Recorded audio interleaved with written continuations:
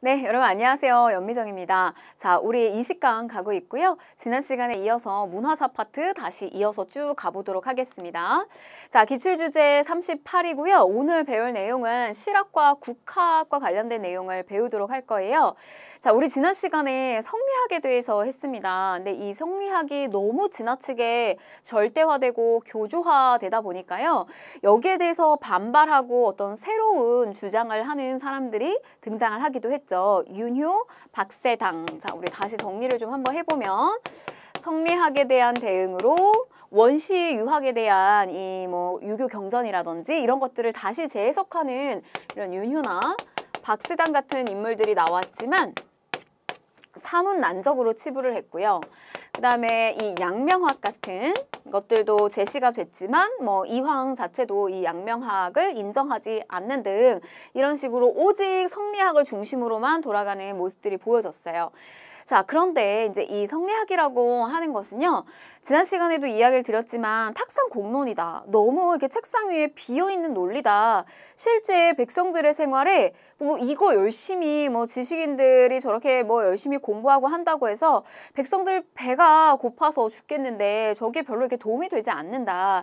실제 생활에 필요한 학문을 연구해야 되지 않겠느냐라고 하는 어떤 새로운 학문적 움직임이 일어나게 됩니다. 그게 바로 실학이었어요. 그래서 여러분 지금 이 성리학이든 윤효, 박세당, 양명학이든 실학이든요. 이 커다란 범주 안에서는요. 유학이에요. 근데 그 유학 자체에서 이런 새로운 논의들이 등장했다라고 이해를 하시면 되겠어요. 이거는 그냥 여러분들한테 이해를 돕기 위해서 제가 설명을 드린 거고요. 그래서 이제 보시면 실학과 관련해서 여러분들 시험에서는 어떻게 출제가 될 거냐? 자, 요렇게 출제가 될 겁니다. 자, 농업을 키우자라고 하는 이제 중농학파와요.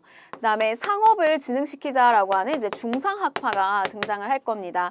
주로 이제 중농학파들이 주장하는 건 뭐냐면 백성들이 땅 하나 갖고 자기 땅을 자기가 가져서 이걸 경작할 수 있고 그 다음에 이제 그런 것들을 통해서 먹고 사는데 지장이 없게끔 하는 거 이런 부분 그러니까 토지의 분배 토지개혁과 관련된 내용이 주로 포커스가 맞춰지게 될 거예요. 자, 그 다음에 이제 중상학파들은요, 여러 가지 이제 상업기술, 상업이라든지 이런 것들에 대한 발달. 청나라로 많이 또 이렇게 우리의 사신들이 가기도 하고 그럼 거기에서 여러 가지 상업시설들이 발달된 것들을 많이 보고 온단 말이죠. 이제 그런 부분들을 우리나라에도 적용을 시켜서 화폐도 활발하게 유통시킨다든지 그다음에 여러 가지 상업기술이라든지 이런 것들도 발달을 시키자라는 주장을 했던 것이 바로 중상학파라고 보시면 되겠어요. 이렇게 이제 중농학파와 중상학파 관련된 내용을 실학이라고 하는 저 중심 축으로 살펴보게 될 거고요. 그 다음에 이제 이 국학은 우리의 학문입니다. 조선 후기가 되면요. 중국 중심의 어떤 역사나 지리 이런 거를 탈피하게 되고요. 우리에 대한 학문의 연구를 하기 시작하는데 그것이 이제 역사나 지리, 지리서, 지도 그 다음에 국어 연구로 나타나게 된다라고 보시면 되겠어요. 사실 저 국학도요, 큰 범주 안에서는 실학의 어떤 가지로 보고 있습니다. 그러나 이제 학자들에 따라서 국학 자체는 실제 백성들한테 실질적으로 도움이 되는 건 아니다라고 해서 이렇게 분리시키기도 해요. 자, 어쨌거나 이렇게 실학의 두 축과 그 다음에 국학과 관련해서 좀 들어가 보도록 할게요. 자, 먼저 이제 이 실학, 배경은 양반사회의 모순을 개혁하기 위해서 성리학을 비판하는 실학이 등장을 하게 된다. 자, 그런데 이제 이거를 누가 주장을 하느냐? 여러분, 우리 지난 시간에도요. 그 양명학도 결국 인사의 세력들이 저걸 끌고 오지는 않아요. 그러니까 말하자면 이제 여기에서도 중농학파도 경기 남인 출신, 어떻게 보면 좀 밀려난 세력이잖아요. 남인, 그다음에 이제 이 경기 남인 출신들로 자영농의 육성을 강조하고 농업 중심의 개혁론을 제시하였다. 자, 중상학파 같은 경우는요. 서울 노론 출신들이에요. 서울에 있는 노론 출신들은 인싸 중에 인싸 아닌가요? 자, 그런데 이제 이 서울 노론 출신들이 상공업의 활성화를 추구했다라고 했는데 저기에서는 이제 돈이 많이 나오기 때문에 그렇습니다. 실질적으로 경제권을 주도하고자 했었던 저런 인싸들도 저 안에서 많이 또 주장을 했다라고 생각을 하시면 되겠어요. 상공업의 활성화를 추구했다. 근데 여러분 이제 기본적으로 이 실학이라고 하는 큰 틀에서는요, 이런 것들은 거의 진짜 말하자면 중앙 정치를 하고 있는 그 중앙의 권력을 잡고 있는 세력들의 입에서 나온 제안은 아니었어요. 그러다 보니까 이 실학조차도 여러 그 개혁안들은 나오기는 했지만 실질적으로 정책에는 반영되지 못했다라고 하는 한계를 갖고 있습니다.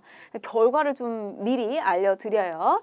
자, 그러면 우선 이제 농업을 키우자, 농업을 증흥시키자라고 했었던 중농학파 실학자 중에 대표적인 인물은 반개 유형원이 있습니다. 자, 대표적으로 균전론을 주장을 했는데요. 자영농을 육성하기 위해서 균등하게 토지를 분배하자, 이게 균전론이에요. 근데 우리가 생각하는 균등함과는 조금 다릅니다. 여기서 저 유형원이 주장했던 균전론은요, 신분에 따른, 그러니까 관리나 선비나 농민이나 뭐 상인이나 이런 어떤 신분에 따라서 차등적으로 분배를 하자는 거예요. 그래서 관리나 선비는 훨씬 더 많이 갖겠죠. 그래서 저거는 표현으로는 균전론이지만 우리가 정말 생각하는 그 평등과는 조금 거리가 있습니다. 자, 그런 이제 균전론을 주장을 했고요. 주요 저술로는 이제 반개, 수록이 있습니다. 유형원의 호를 딴 저술이고요. 자, 그 다음에 성호 이익이 있는데요. 성호 이익 같은 경우는 이제 한전론을 주장을 합니다. 특히 토지에 대한 부분을 집중적으로 중농학파는 좀 보셨으면 좋겠어요. 저 한전론은 땅에 한계가 있다, 한계를 설정한다라는 뜻입니다. 자, 여러분 요거 그림으로 좀 설명을 드리면요. 땅에 이렇게 선을 설정하는 건데요. 한계를 설정한다. 요가 그 영업전 을 설정을 하는데 우리가 이제 이런 표현을 써요. 토지 소유의 하한선을 설정한다, 이런 표현을 씁니다. 그러니까 절대로 팔면 안 되고 영원히 세습시켜야 되는 땅이 영업전이고요. 하한선을, 토지의 하한선을 설정했다, 이제 이렇게 표현을 합니다. 그러니까 이거는 이제 무슨 표현이냐면 최저 생계를 유지할 수 있게끔 저 하한선을 설정해 놓는 거예요. 그래서 너희 집안이 아무리 어려워도 집안에 있는 가구며 뭐 집안에 있는 살림살이를 다 갖다가 팔지는 못하게 하는 거죠. 그러니까 마찬가지로 땅의 최저에 해당되는 부분을 일정 부분은 계속해서 유지시킬 수 있도록 법적으로다가 이런 제한을 걸자라는 주장을 했던 겁니다. 그래서 영업전 좀 꼭 기억을 하셨으면 좋겠고요. 그러니까 이게 노비로 빚을 자꾸 져가지고 이렇게 노비로 몰락하고 이러면 안 되잖아요. 자, 그 다음에 6점. 나라를 좀먹는 6가지 폐단이 있다고 지적을 하게 되는데요. 노비제도, 그 다음에 과거제도. 과거를 통해서 뭐 훌륭한 인재를 뽑기도 어려울 뿐더러 자리도 너무 좁기 때문에, 들어갈 수 있는 관직의 자리도 너무 한정되어 있기 때문에 오히려 저런 것들이 뭐 저 자리를 차지하기 위한 싸움이 많이 일어난다, 뭐 이제 이런 주장도 하고요. 그다음에 양반의 문벌제도, 미신, 승려, 또 뭐 게으름, 뭐 이런 것들도 지적을 하고 있네요. 자, 그다음에 이제 주요 서술로는 성호 사설이 있고요. 뭐 백과사전식 여러 가지 개혁안들을 담고 있는 책입니다. 성호 사설이 있고요. 그다음에 과구록, 마찬가지로 여러 가지 개혁안을 담고 있는 건데, 저 과구록은 이렇게 곽곽 콩 씹는 사람 얘기하는 거예요. 근데 이렇게 중앙정계에서 권력을 쥔 사람 같은 경우는 고기 먹는 사람이라고 얘기하거든요. 근데 바깥에서 그 권력의 어떤 중심지에서 밀려난 사람 같은 경우는 고기 먹지 않고 콩 씹는 사람 얘기하는 거예요. 그래서 콩을 씹으면서 근심 걱정으로 내놓은 뭐 여러 가지 뭐 안건 개혁안이란 뜻이라고 생각을 하시면 되겠어요. 그래서 성호 이익. 자, 그 다음에 다산 정약용입니다. 여전론을 주장했다. 자, 이 여전론은 뭐냐면요. 마을 단위로 토지를 분배하고요. 그다음에 공동경작하고 거기에서 이제 노동량에 따른 수확물을 차등 분배를 주장을 하게 됩니다. 그러니까 하나의 마을을 1여를 설정하게 되는데 1여는 보통 한 30호 정도의 집을 묶는 거예요. 그래서 이 여기 안에 해당되는 토지를 공동으로다가 경작하고 노동량에 따른 차등 분배를 주장한 것이 바로 여전론이었습니다. 여전론. 그래서 여기에 이제 여장이 뭐 이런 거를 관리를 하는 겁니다. 근데 이제 이게 너무 과하다. 이거 어떻게 공동으로 다 이걸 토지를 해가지고 또 노동량에 따라서 뭐 차등 분배를 하느냐. 그리고 토지에 대한 소유를 하고 싶은 그런 욕심이 있잖아요. 그래서 여기에 대한 이제 타협안으로 주나라에서 이상적으로 생각하는 이 정전로, 이게 우물정자잖아요. 그래서 이 구획에 따라서, 근데 우리나라는 이렇게 평지보다 산지가 많이 또 있어가지고 이렇게 정자로다가 구획을 명확하게 할 수는 없다 그래요. 그래서 우리의 어떤 실정에 맞게끔 대략적으로 이렇게 정자 형태로다가 구획을 나눠서 일정 부분 토지를 이 구획마다 이제 갖고 소유를 하고, 가운데 있는 이 부분에 대한 토지를 이제 공동으로 경작해서 여기에서 이제 세금을 함께 내자, 뭐 이런 정전론에 대한 제안으로 타협을 또 하기도 했다라고 하는 거죠. 여전론, 정전론. 이걸 주장한 사람은 다산 정약용이에요. 자, 그런데 여러분, 이 정약용은요, 별명이 있습니다. 이 별명이 뭐냐면 꽃기호예요. 꽃기호. 여기저기 다 낀다는 뜻입니다. 이 꽃기호가. 근데 뭐냐면 정약용은요, 정말 대단한 사람이에요. 진짜 박학다식한 사람이었는데 모든 분야에서 뭐 의서도 내기도 하고요. 천연두를 예방하는 뭐 마가회통이라든지, 그 다음에 뭐 여러 가지 그 기술력을 활용하는 여러 기계 같은 것들을 만들기도 했고요. 그 다음에 또 이런 어떤 토지제도에 대한 개혁안, 그 다음에 상업에 대한 또 상업발전과 관련된 이야기들, 이런 것들도 했습니다. 그래서 이제 앞으로 쭉 한번 살펴볼 텐데요. 자, 기기도서를 참고하여 거중기를 제작한 사람이 또 정약용이에요. 그래서 수원화성을 축조하는데 적은 노동력을 써서 저거를 만드는데도 또 기여를 했고요. 정조가 서양의 여러 기계와 관련해서 건축을 만드는 데 있어서 이제 기계와 관련된 것들을 글과 그림으로 그려놓은 책인데, 저거를 정약용에게 주면서 수원화성을 만들 때 필요한 그런 기구를 한번 만들어 봐라 라고 제안을 했다 그래요. 그래서 여기에서 이걸 참고해서 거중기를 제작을 하게 됐고, 그 다음에 또 기해론, 요것도 유명합니다. 뭐냐면 저 기해론 안에 핵심적인 내용은 이거예요. 동물이 가지고 있는 가장 큰 강점은 날카로운 이빨이나 발톱 같은 게 있는데, 이에 반해서 인간이 가지고 있는 가장 큰 강점이 뭐냐, 그것은 바로 기술력이 있다는 거예요. 그래서 이 기술을 이용해서 좋은 어떤 이런 도구를 만들어서 생활을 편리하게 할 수 있는 게 바로 인간이 가지고 있는 강점이라는 거죠. 그래서 뭐 배다리, 한강을 항상 건너야 되는데, 지금이야 뭐 다리가, 도로가 다 잘 깔려져 있지만 이때는 강 한 번 건너는데 시간이 너무 오래 걸린 거죠. 그래서 이때 저렇게 배를 연결시킨 배다리 같은 것들을 또 제작하기도 하는데 기여를 했다는 겁니다. 자, 그 다음에 뭐 마과해통, 제가 방금 이야기 드린 것처럼 그 천연두, 홍역에 대한 연구를 실험한 요 마과해통을 저술하기도 했고요.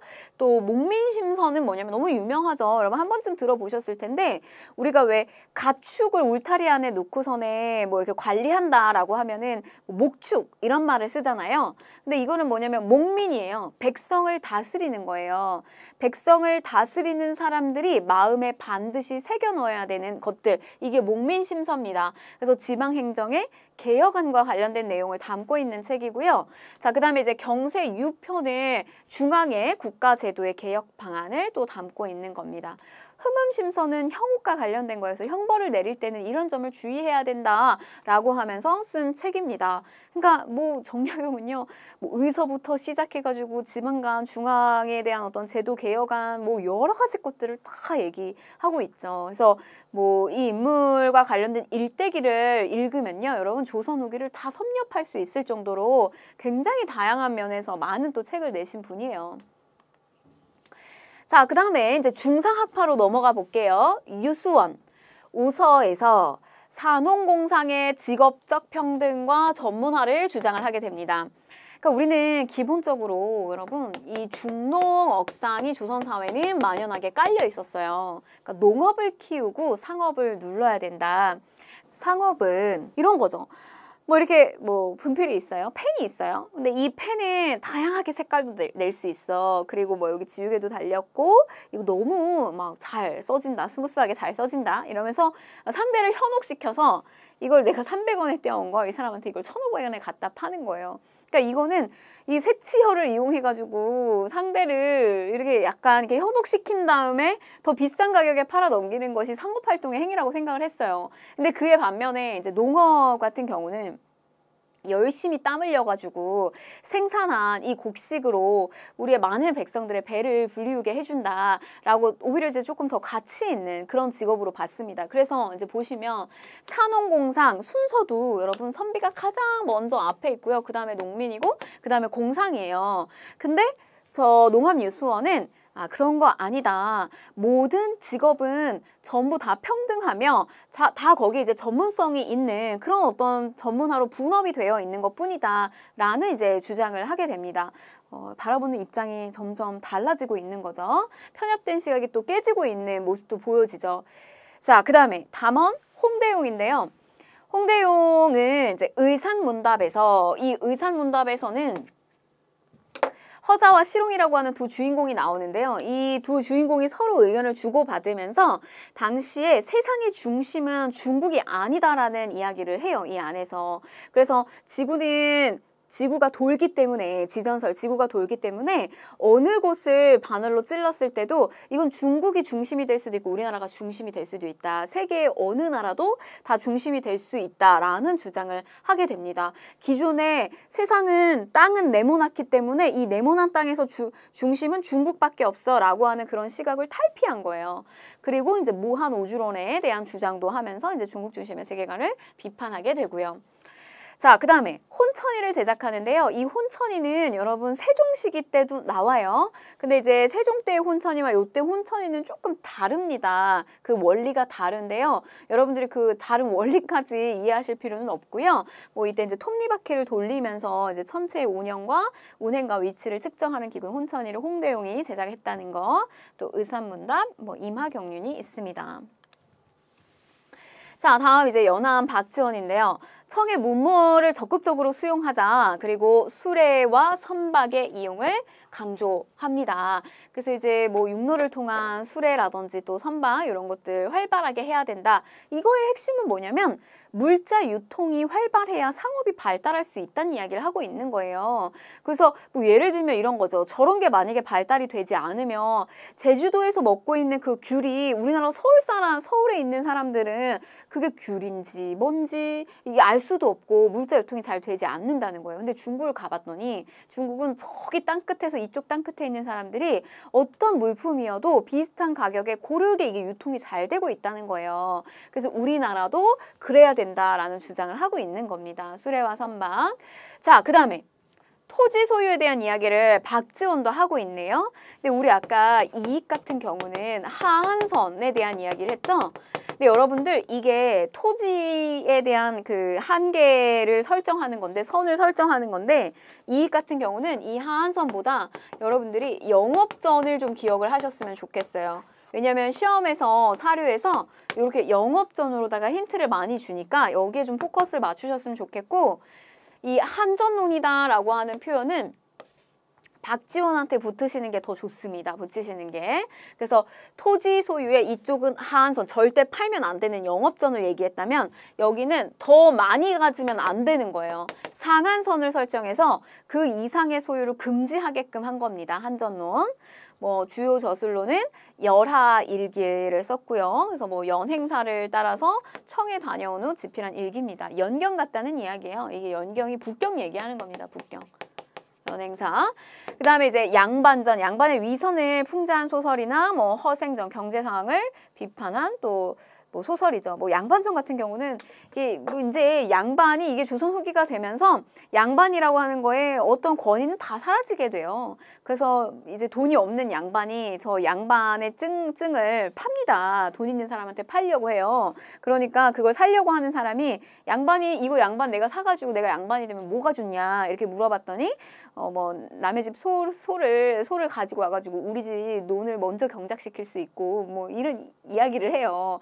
그러니까 이게 뭐야 완전히 양반이 말만 양반이지 완전히 도적대구나 도적놈이구나 이러면서 너나 가져라 난 안 갖겠다 이렇게 하면서 양반을 되게 이렇게 좀 비판하는 뭐 그런 내용이 들어가 있습니다. 뭐 허생전 같은 경우도 경제 상황을 비판한 소설인데요. 뭐 이게 이제 물건을 한꺼번에 떼서 독점적 그 도매를 하는 그런 어떤 허생의 모습이 나와요. 그래서 그런 조선 후기의 경제 상황을 담고 있는 허생전의 이야기 이런 것들 또 썼다는 거. 자, 그 다음에 초정 박제가인데요. 생산과 소비의 관계를 우물에 비유해서 절약보다 소비를 강조한다. 여러분 이게 조선 전반기까지만 해도 이제 만연해 있는 건 뭐냐면 검소해야 된다. 이런 게 되게 중요한 가치였거든요. 근데 박제가는 소비를 해라. 그래서 돈을 가지고 있다 해서 그걸 무조건 창고에다가 쌓아놓는 것이 아니라 돈을 써라. 그래야 시장에서 물건도 더 많이 생산이 되고 이게 유통이 될 수 있다. 다 같이 잘 살 수 있다. 이제 이런 또 새로운 주장을 하게 됩니다. 되게 다른 시각의 이야기를 이런 실학자들이 많이 했다는 거죠. 북하기에서 박제가의 북하기에서 청의 문물 수용을 강조하고 수레와 선박은 공통점이에요. 박제가 박지영 공통점이라는 거. 그리고 서울 출신입니다. 여기 들어갔죠. 규장과 검서가. 주요 저술로는 북하기가 있었다는 거. 자, 다음 지리연구입니다. 여러분 이 국학에서 지리연구는요. 그러니까 지도하고 다른 거예요. 지도는 위치에 대한 파악이 명확한 거라면 지리는요. 그 지역에 대한 정보라고 생각하시면 되겠어요. 그래서 뭐 인문지리지가 있고 이런 택리지 같은 경우는 인문지리 그 지역의 뭐 유명한 사람, 뭐 인심, 뭐 맛집 뭐 이런 거 생각하시면 되겠고 이거는 역사 지리지입니다. 이 지역에 대한 뭐 연원이라든지 그러면 이제 동국지리지 같은 경우는 한백겸의 동국지리지 역사지리지고요. 삼한의 위치를 또 고증한 책입니다. 아방강력고 우리나라의 여러 가지 이제 경계 이런 것들을 명확하게 또 고증한 게 이제 정약용의 아방강력고고요. 그다음에 이중환의 택리지인데 각 지방의 자연 환경이나 풍속 인물 등을 또 수록한 지리지입니다. 정상기의 영조 때 최초의 요 별표 치세요. 최초로 백리척을 사용하여 제작한 지도가 있고요. 그 다음에 요게 여러분 세조시기 때 양성지에 동국지도가 있어요. 그러니까 동국지도는 여러분 요게 영조 때 또 나올 수 있고 그 다음에 세조 때 2번 나올 수 있다는 거 기억을 좀 하셨으면 좋겠어요. 뭐 실측지도다 이러면은 요거고요. 그 다음에 저렇게 이제 백리척을 사용했다라고 하면 요게 되겠습니다. 자, 그 다음에 김정호가 심리마다 눈금으로 거리를 표시하여 뭐 아주 정밀하게 표현한 대동여지도가 있죠. 저거는 여러분 참고로 휴대하기가 좋게끔 저게 실제로는요. 저걸 쫙 피면 건물의 3층 높이 정도가 돼요. 대동여지도는. 근데 실제로는 얘를 들여다보게 되면 이렇게 분첩 형태로 휴대할 수 있게끔 되어 있어요. 22첩 정도로. 뭐 그런 특징을 가지고 있는 지도이기도 합니다. 김정호의 대동여지도. 자, 그 다음에 안정복의 동사 강목인데요. 이것도 아주 잘 나옵니다. 우리의 역사인데 이걸 강목체로 쓴 거예요. 강목체로 썼다는 건 중요도에 따라서 아주 중요한 건 큰 글씨로 그 다음에 세부적인 내용은 이렇게 세부 내용을 목으로다가 이렇게 한 것이 이제 강목체입니다. 네, 고조선부터 고려까지의 역사를 정리한 역사서고요. 그 다음에 연려실기술 이근익의 연려실기술인데 기사 본말체, 우리 왜 신문 기사에서 본론부터 쓰는 거야, 헤드라인. 기사 본말체가 그런 식으로 썼다는 거예요. 실제 제일 좀 읽었을 때 제일 좀 아주 그 핵심 내용을 확 이렇게 간파할 수 있고 또 재미있게 실렸을 가능성이 좀 있는 그런 스타일이겠죠. 그 서체가 말하자면. 그다음에 조선왕조의 역사를 객관적으로 서술한 역사서고요. 뭐 이런 것까지는 잘 나오진 않습니다. 그냥 조선 후기 이근익의 연려실기술 이렇게 보시면 좋겠고 그다음에 유득공의 발해고인데요. 발해고에서 처음으로 통일신라 말고도 우리 저 위쪽에 이제 발해라고 하는 나라까지 같이 우리의 역사를 끌고 가야 되며 우리는 이 시기를 남북국이라고 해야 된다라고 하는 용어가 처음으로 나온 겁니다. 그 다음에 금석과학록인데요. 이 금석과학록은 금성문, 북한산비, 황초령비. 그냥 어떻게 보면 우리 같은 이제 사람들이 잘 모를 때 이 금성문을 잘 모르니까 그냥 이렇게 지나칠 수 있잖아. 돌덩이구나 하고. 근데 저 김정희 선생님은 금성문의 대가였어요. 그래서 저거 이렇게 지나가다가 눈이 미친 거죠. 이게 뭐냐면 지나칠 과 눈이에요. 그래서 눈이 이렇게 지나가다가 눈이 비쳤는데 이거는 뭐다 이거? 진흥왕의 순수비구나. 이걸 고증하신 분입니다. 김정희의 금석과학록.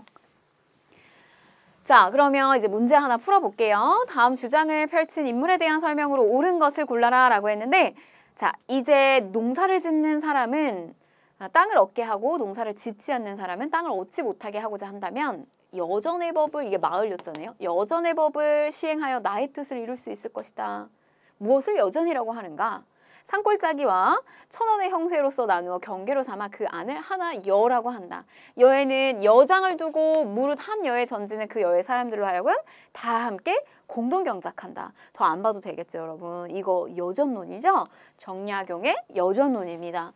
자, 의산, 문답, 중국 중심의 세계관을 비판하였다. 세계 중심은 어디든지 될 수 있다. 이건 홍대용이죠.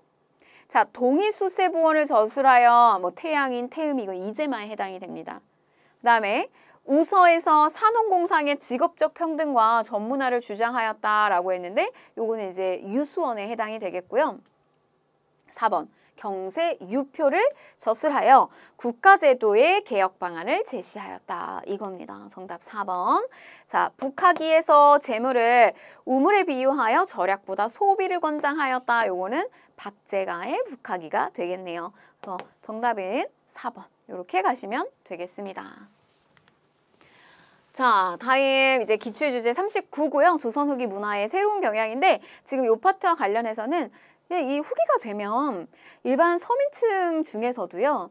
돈을 많이 경제적으로 부유하게 되고 이렇게 되면서 문화라고 하는 것이 양반층들만 누릴 수 있는 이런 것이 아니라 이런 서민들 중에서도 문화를 향유하게 되는 그런 점들이 이제 새로운 경향입니다. 그래서 그런 것들을 좀 초점 맞춰서 공부하시면 되겠어요. 자, 가볼게요. 판소리. 감정 표현이 직접적이고 솔직하여 서민 문화의 중심으로 성장함. 이 판소리는 우리나라의 뭐 대표적인 이제 공연이라고 보시면 되겠는데 이런 그 서양이 다른 나라와의 독특한 특징이 있다 그래요. 저 판소리는 이게 사람들이 많이 몰린 곳에서 마당을 깔고 이렇게 하잖아요. 근데 이게 혼자 하는 공연이 아니에요. 저기에서 이렇게 여기서 이제 주인공들이 나와서 뭐 이렇게 막 이렇게 판소리 하다가도 뭐 저쪽에서 이제 민중들이 백성들이 같이 추임새를 넣어주기도 하고 이렇게 같이 어울리거든요. 근데 서양은 뭐 예를 들면 오페라라든지 뭐 이런 것들을 보게 되면 홀로 그 액션이라든지 음악을 이렇게 보여주잖아요. 그러니까 그런 것과 우리의 것이랑은 좀 되게 다른 우리만의 또 특징이라고 보시면 되겠어요. 함께 같이 어우러져 가면서 공연을 꾸리는 거. 탈춤 뭐 마찬가지죠. 그래서 마을 구세 일부로 공연이 되었고, 근데 이제 여기 이게 내용을 보게 되면 아주 그 민중들의 감정을 직접적이고 노골적이고 적나라하게 표현하는 것들이 뭐 굉장히 많았다는 거. 산대놀이, 가면극이 오락으로 정착된 것인데 저렇게 이제 산대라고 하는 무대를 꾸며요. 근데 저 무대를 꾸밀 때 돈이 있는 사람들이 또 저런 걸 적극적으로 지원해줘서 저런 놀이를 할 수 있도록 해줬습니다. 그래서 상인과 중간층의 지원을 받아서 성행하기도 했다. 자, 그 다음에 이제 한글 소설. 홍길동전과 춘향전 등의 한글 소설이 유행을 했고요. 이거 여러분 좀 체크하세요. 최초의 한글 소설이 뭐냐라고 하면 홍길동전이에요. 뭐 내용도 역시 그런 거죠. 이제 뭐 서울 출신, 뭐 첩의 자식으로 태어나서 호부호형을 아버지라 부르지 못하고 형을 형이라 부르지 못하는 이런 어떤 자신의 그 차별받는 그 서울들에 대한 것들도 대변하고 있는 그런 이제 한글 소설 유행했고요. 또 뭐 여성들을 중심으로 돈을 주고 소설을 대여하는 뭐 새 책 이런 것들도 성행을 했습니다. 사설시조인데요. 사설시조는 너 왜 이렇게 사설이 길어? 너 왜 이렇게 말이 많아?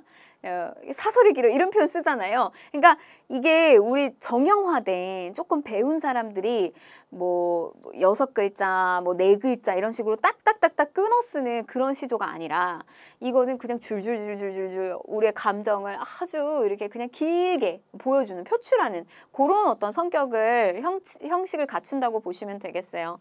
서민의 감정을 솔직하게 표현한 사설시조. 자, 그 다음에 시사. 요거는 우리가 그 신분의 중인층이 그 신분 상승 운동을 벌이다가 이제 실패했을 때 그때 관련해서 여러분들 공부 좀 연결시키시면 좋겠고요.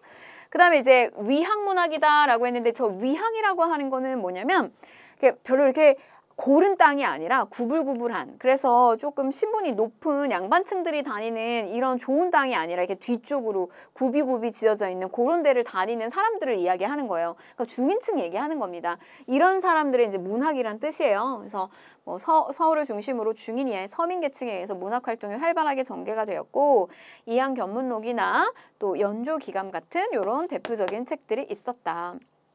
이때는 책 막 저렇게 아주 그 리얼하게 이야기꾼들이 있었어요. 이런 뭐 많은 또 뭐 서민들도 이런 이야기 듣는 거 재밌어하고 좋아하고 분위기가 저런 공연 같은 것들 보는 거 이렇게 많이 문화를 향유했기 때문에 이런 전기수들도 등장을 했다. 이게 조선 후기 모습입니다.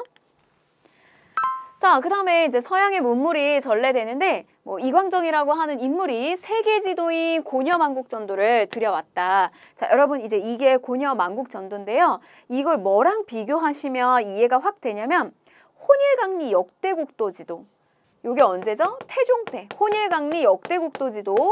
태종 때 중국을 중심으로 해서 엄청 중국이 대빵 크게 그려졌잖아요. 근데 그 옆에 우리나라 지도가 또 엄청 크게 그려졌죠. 이렇게 세상의 중심은 중국이고 그 옆에 그 중국을 따르고 있는 우리나라도 이렇게 큰 그런 자부심을 보여줬던 혼일강리 역대국도 지도랑 다르게 이제 세계의 모습이 중국 중심을 탈피하면서 균형감 있고 좀 사실적으로 보여지는 지도가 바로 고려만국 전도가 되겠습니다. 이게 조선 후기예요. 이건 조선 전기고. 자, 그 다음에 우리가 이제 실학 파트에서 홍대용을 봤는데요. 홍대용이 영향을 받은 게 바로 김성문입니다. 그러니까 김성문에 의해서 이제 홍대용한테까지 영향을 끼친 건데 이 지전설이라고 하는 것을 최초로 주장한 사람은 김성문이에요. 그 영향을 홍대용이 받은 거고요.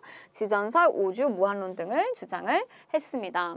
자, 그 다음에 이제 역법과 관련해서는요. 요렇게 서양 역법이 들어옵니다. 김육 등의 노력으로 요게 시점이 효종식이라는 거 기억하시면 좋고요. 아담샬이 만든 시현역을 도입했다라고 하는 거.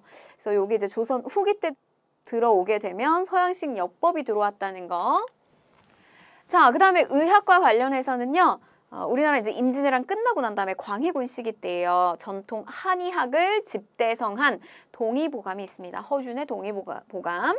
그 다음에 태양인, 태음인 이렇게 사람의 체질을 구분하는 사상의학은 이제 이재마의 이제 동의수세보원이고요. 또 침구학의 기초 이론, 그 침구술 같은 침구 경험반 같은 책들도 나왔다는 거. 네, 동의보감 잘 나옵니다. 허준의 동의보감. 자, 농서도 있어요. 농가집성인데요. 여러분 보세요. 예를 들면 이제 우리가 농사직설, 이건 까먹으시면 안 되죠. 우리나라 토양에 맞는 그런 농법서를 쓴 거잖아요. 세종시기 때. 그런데 그런 농사직설이나 아니면은 뭐 금양잡록이나 이런 것들을 조선 전기의 서적들을요. 농서를 다 합쳐놓은 게 농가집성이에요. 그래서 이게 농가집성이 저게 내용이 뭐냐 이거보다 시기를 물어볼 수 있어요. 근데 농가집성 이렇게 된 것을 조선 전기에 갖다 놓으면 틀립니다. 농가집성은 후기에 나온다는 거. 그 다음에 우리가 박세당, 윤효 박세당 사문난적으로 몰렸던 뭐 박세당의 색경도 있고요. 뭐 상품작물에 대한 내용이 많이 들어가 있고 그다음에 또 서유구의 임원경제지, 농촌생활, 백과사전, 농업기술에 대한 내용이 들어가 있고 또 홍만선의 산림경제와 같은 책들도 있습니다. 좀 요 정도 좀 잘 기억을 하셨으면 좋겠고요. 이런 것들을 문제를 풀면서 여러분들이 반복해서 좀 보셨으면 좋겠어요. 자, 그 다음에 이제 그림입니다. 진경산수화, 그 조선 후기에 들어가게 되면요. 이제 뭐 이렇게 뭐 그림 자체를 보고 모방해서 그리는 그림 이런 거 좀 탈피하고 진짜 우리만의 어떤 그 산수를 보면서 그리는 그림, 이게 진경산수화예요. 특히 여기에 굉장히 유명하고 그랬던 분이 겸재정선인데요. 그림을 엄청나게 많이 요청을 받기도 하고 많이 그려서 저 인물이 겸재정선이 썼던 부분만 해도 뭐 이게 뭐 하나의 묘를 이렇게 만들 정도로 그렇게 많이 그림을 그리셨다 그래요. 인왕제색도가 있고요. 뭐 금강전도와 같은 진경산수화가 있었습니다. 대표적으로. 자, 그 다음에 단원 김홍도. 정조가 되게 사랑했던 화가예요. 그래서 우리 이제 왕실에서 일어나는 일이나 이런 것들은 김홍도만 그려라. 이렇게 아주 뭐 위임을 했을 정도입니다. 서민 생활을 소탈하고 익살스럽게 묘사한 풍속화가이면서도 이 왕의 어떤 여러 가지 의궤라든지 이런 것들을, 그러니까 왕실의 어떤 행사죠. 행사를 글과 그림으로 남긴 이런 의궤 같은 것들도 담당했던 분이에요. 그래서 뭐 씨름, 리얼하고 아주 생동감 넘치는 그림들 많이 그렸는데요. 뭐 무동 이런 거 그렸는데 뭐 이렇게 보시면 여기에는 이렇게 사람들이 되게 많이 그려져 있는데 이렇게 하나같이 똑같이 이렇게 복사해서 그린 그림이 아니라 아주 이렇게 표정이라든지 이런 것들이 하나 한 명 한 명 다 리얼하게 살아 있어요. 그리고 이게 또 재밌는 건 지금 요 씨름 같은 그림은 이쪽에서 씨름을 하다 막 넘어지려고 하니까 이쪽에 아이들이 이렇게 딱 손을 이렇게 짚고 있거든요. 근데 이 짚고 있는 손가락이 오른손으로 짚고 있는데 이 손가락이 엄지손가락이 이쪽으로 나와야 되잖아요. 근데 여기 반대편에 그려 있어요. 근데 저 김홍도는 섬세하게 아주 그 섬세한 작업을 많이 했던 사람이에요. 그래서 저거를 실수했을 리는 없다. 사람의 손 모양이 이렇게 잘못되어 있는 거를 모르고 저렇게 그렸을 리는 없다고 보고 있습니다. 그래서 김홍도는 저게 뭐 여러 가지 해석들이 있는데요. 자신의 그림이라는 것을 표현하기 위해서 의도적으로 저렇게 익살스러운 저런 장난을 또 안에다가 이렇게 넣었을 수도 있다. 이제 뭐 이런 해석들도 있습니다. 자, 아무튼 이런 무동 그림도 있고요. 자, 그 다음에 뭐 양대 산맥이었던 신윤복 있습니다. 신윤복은 특히 여성의 그림을 많이 그렸어요. 근데 이렇게 좀 특징을 이야기 드리면 이것도 되게 재밌는데 김홍도 같은 경우는 이 사람 인물이 나왔을 때 표정이라든지 이런 것들을 되게 아주 이렇게 생동감 넘치고 리얼하게 그렸다 그래요. 근데 이 신윤복 그림을 보게 되면요. 여성이랑 남성의 얼굴에 눈, 코, 입이 약간 뭉개져 있어요. 그러니까 잘 안 그려져 있어요. 왜냐면 다 약간 이런 그림을 많이 그려가지고 이렇게 달 밑에서 이렇게 정을 나누는. 근데 이게 누구인지 이 얼굴을 너무 섬세하게 그리면 탁 알아차릴까봐 약간 일부러 의도적으로 또렷하게 안 그렸다. 뭐 이런 해석도 있습니다. 여성의 그림을 너무 잘 그려가지고 저 화가였던 신윤복은 여성이 아니었을까 이런 상상력으로 또 드라마를 만든 적이 있죠. 그래서 예전에 그 바람의 하원이라고 하는 드라마에서 신윤복이 문근영으로 나왔었어요. 여성을 설정해서. 근데 실제로는 그럴 리는 없다고 보고 있고요. 그래서 뭐 단오풍정, 단오날 뭐 여기서 뭐 머리를 감는다든지 그네 타는 뭐 그런 이제 단오풍정과 같은 그림, 그 다음에 월하정인 미인도 같은 그림이 대표적이고요. 자, 그 다음에 이제 김득신인데요. 김홍도하고 이 그림만 보면은 마치 김홍도가 그린 것 같은 그림이에요. 네, 많이 또 영향을 받았을 거라고 보고 있고, 요거는 한능검에서 잘 나오니까 한번 눈여겨보세요. 파적도 이렇게 한가로운 뭐 정막하고 한가로움을 저 고양이가 딱 들어오면서 이렇게 딱 깨트려지는 파적도라고 하는 그림입니다. 자, 그 다음에 이제 기타 뭐 영통동 구도인데요. 강세항인데 서양화 기법을 많이 또 받아들인 그림이라고 합니다. 강세항 같은 경우는 김홍도의 스승이에요. 그래서 뭐 당시 그 안산 일대에서 이 강세왕이 머물렀을 때 또 그 영향을 많이 받았다라고 합니다. 자, 아무튼 뭐 원근법이라든지 서양화 기법을 많이 영향을 받은 그림이라는 거. 자, 그 다음에 요거는 이제 김정희의 우리 금석관록 배웠잖아요. 그 금성문의 대가였던 김정희의 또 세한도입니다. 세한도 춥다.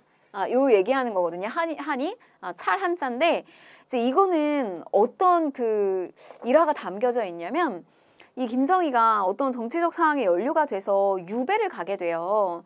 근데 이 인물은 뭐 이렇게 청나라만 가도요. 너무 사실 뛰어난 사람이라 이런 금성문의 대가이기도 하고 뛰어난 사람이라 사람들이 다 저 김정희를 만나려고 했어요. 근데 그렇게 잘 나갔던 사람이 이렇게 이제 어떤 사건에 연루가 되면서 저렇게 유배를 가게 되니까 이제 아무도 찾아오는 사람이 없는 거죠. 근데 찾아오는 이가 누가 있었냐면 자신의 제자였던 이상적이라고 하는 인물이 있어요. 근데 그 인물이 자기의 스승이 저기서 너무 외로울까 봐 맨날 이제 청나라에서 들어오는 새로운 어떤 책이라든지 이런 걸 매번 이렇게 갖다 주고 그랬대요. 김정희한테. 그러니까 이 김정희 선생님이 너무 감동을 받은 거죠. 근데 자기가 해줄 수 있는 게 없어요. 그래서 이 그림 하나를 이제 선물을 하게 됩니다. 이게 뭐냐면 아주 이렇게 아주 이렇게 쓸쓸하잖아요. 집 한 채 있고 근데 여기에 꼿꼿하게 의리를 지키고 있는 소나무 하나가 있어요. 그래서 이렇게 추운 날 비로소 나의 진정한 벗을 알게 됐다. 그래서 어떤 그런 우정, 나를 향한 어떤 그런 어떤 우정을 계속해서 지켜주고 있는 제자를 향한 마음을 그림으로 담아서 보낸 겁니다. 세한도. 자, 이렇게 의미 있는 그림이죠. 자, 그 다음에 한문학. 양반층을 중심으로 부조리한 현실을 예리하게 비판한 내용이 뭐 유행했는데 박지원의 뭐 제가 얘기했던 양반전과 허생전 같은 경우 요거는 한문소설이라는 거. 여러분 이걸 갖다가 한글 소설이라고 장난을 치면 틀린 거예요. 그러니까 한글 소설 이러면 홍길동전이 나올 거예요. 한글 소설. 자, 그 다음에 청화백자인데요. 백자 위에 청색 안료로 무늬를 넣는 청화백자가 유행을 하게 되었다.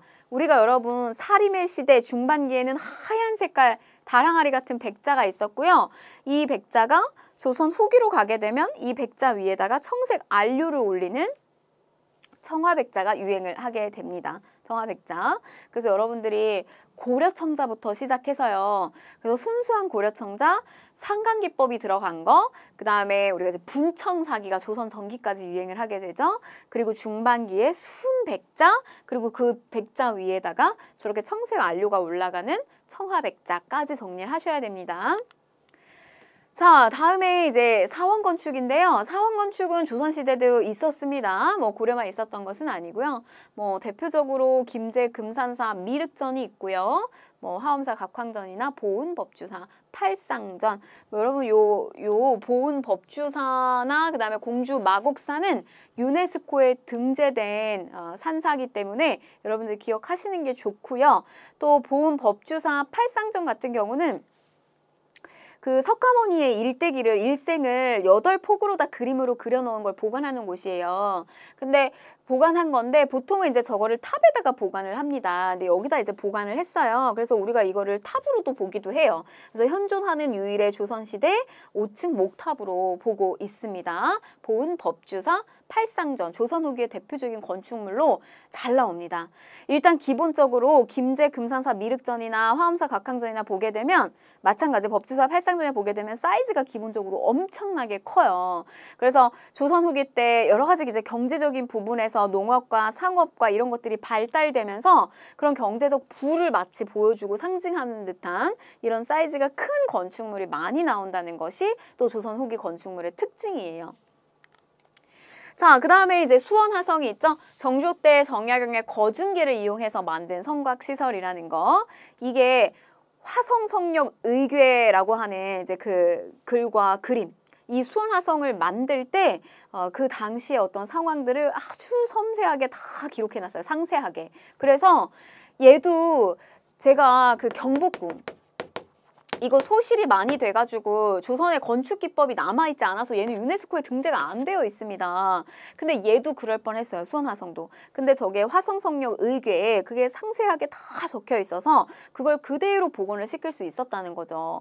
그래서 요거는 수원화성도 그리고 그 화성성역 의궤도 둘 다 유네스코에 등재가 되어 있어요. 자, 문제 풀어보겠습니다. 다음 글이 작성된 당시의 문화에 대한 설명으로 옳은 것은 요게 이제 작성된 시기의 문화를 묻고 있는 거죠. 관상대 이 위에 진열된 여러 기구들은 천문을 관측하는 혼천이와 비슷해 보였다.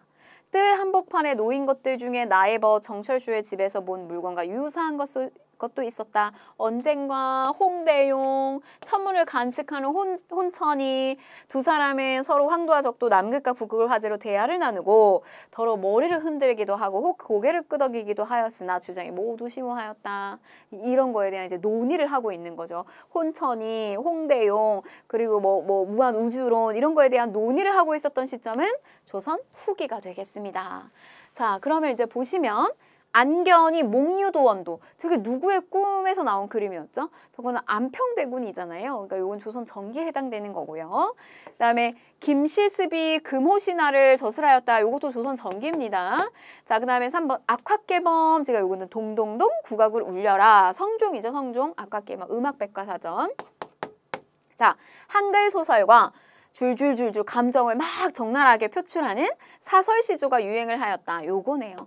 최초의 한글 소설 이러면 여러분 뭐라고요? 홍길동전. 자, 그 다음에 서예에서 조맹부에 송설체가 도입되었다라고 했는데 여러분 이거는 이렇게 생각하시면 좋겠어요. 그러니까 우리가 이 충선왕이 만건당을 설치했잖아요. 근데 이 만건당을 설치해서 여기에 뭐 중국의 학자들, 원나라의 학자들이나 그 다음에 그 원나라의 학자들하고 대적할 수 있는 우리나라의 학자들, 이재현 이런 사람 가서 보내가지고 교류시키고 그랬단 말이에요.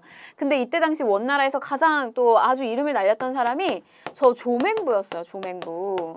근데 이 조맹부가 머물렀던 서재가 송설제였습니다. 그래서 이 사람이 썼던 글씨체를 뭐 조맹부체 아니면 송설체 이렇게 불렀는데요. 그래서 이 지금 여기에 연장선상에서 보게 되면 조맹부의 서체가 유행했던 거는 고려 말이 되겠네요. 고려 말. 그리고 이제 고려 말에서 조선 전반기까지 유행을 하게 됩니다. 그래서 여러분 요 시기적 분위기를 조맹부 서체가 나온다라고 했을 때 시기적 분위기는 요렇게 떠올리시면 좋겠어요. 고려 말에서 조선 전반기. 그래서 정답은 4번 요렇게 되겠습니다. 자, 우리 그러면 조선시대 이렇게 문화사까지 다 마무리를 했습니다. 여러분들 고생 진짜 많이 했는데요. 자, 보시면 이제 어떤 거 많이 빈출이 되는가 보시면 일단 5위는 이황 나옵니다. 성리학이 나온다는 이야기예요. 그리고 성리학과 관련해서 이황과 이의를 비교하면서 선지가 출제가 될 거고요. 그 다음에 4위. 균역법입니다. 이 균역법은 균역법, 대동법 뭐 이런 식의 이제 영정법, 수치제도와 관련된 거 이거 반드시 나옵니다. 자, 그 다음에 뭐 균역법 실시했었던 영조죠. 업적인데요. 이건 조선 후기에 대표적으로 영정주의 업적은 잘 출제가 될 거고요.